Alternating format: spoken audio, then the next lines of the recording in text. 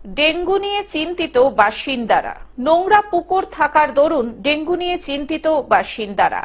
জলপাইগুড়িবাসী যখন ডেঙ্গু নিয়ে চিন্তিত, তখনও সংস্কার হয়নি নোংরা আবর্জনায় পরিপূর্ণ এই পুকুরটির।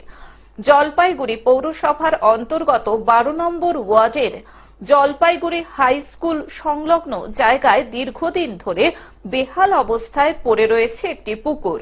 আর সেই পুকুরটির বর্তমান পরিস্থিতি ভয়াবহ।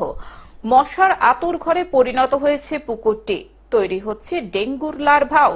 এলাকার বাসিন্দারা বলেন, দীর্ঘ কয়েক বছর ধরে এই পুকুরটি বেহাল অবস্থায় থাকার জন্য পুকুরের চারদিকও নষ্ট হয়ে গেছে, নোংরা আবর্জনায় ভর্তি হয়ে রয়েছে। বর্তমানে এই জায়গা থেকে মশার উৎপাত আরো বেশি হচ্ছে, তাই আমরা খুব আশঙ্কায় রয়েছি। এই পুকুরটির নোংরা আবর্জনা সরিয়ে যাতে দ্রুত সংস্কার করা হয়, তাই নিয়ে আমরা আবেদন জানাচ্ছি। জলপাইগুড়ি পৌরসভা সূত্রে জানা গিয়েছে, খুব তাড়াতাড়ি এই পুকুরটির সংস্কার করা হবে।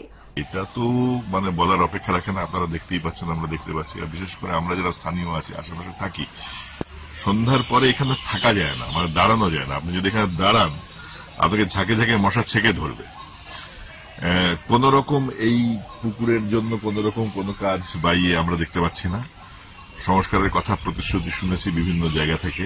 আমাদের যিনি কাউন্সিলর, তিনিও বলেছিলেন যেটা সংস্কার দ্রুত গতিতে করবেন, কিন্তু আজ পর্যন্ত কোনো কাজই হয়নি।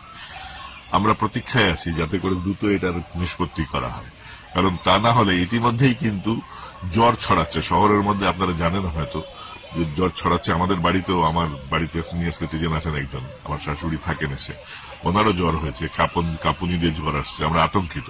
জলপাইগুড়ি থেকে সায়ন সেনের রিপোর্ট, গ্লোব নিউজ। এখন থেকে গ্লোব টিভি দেখুন আপনার স্মার্টফোনেও।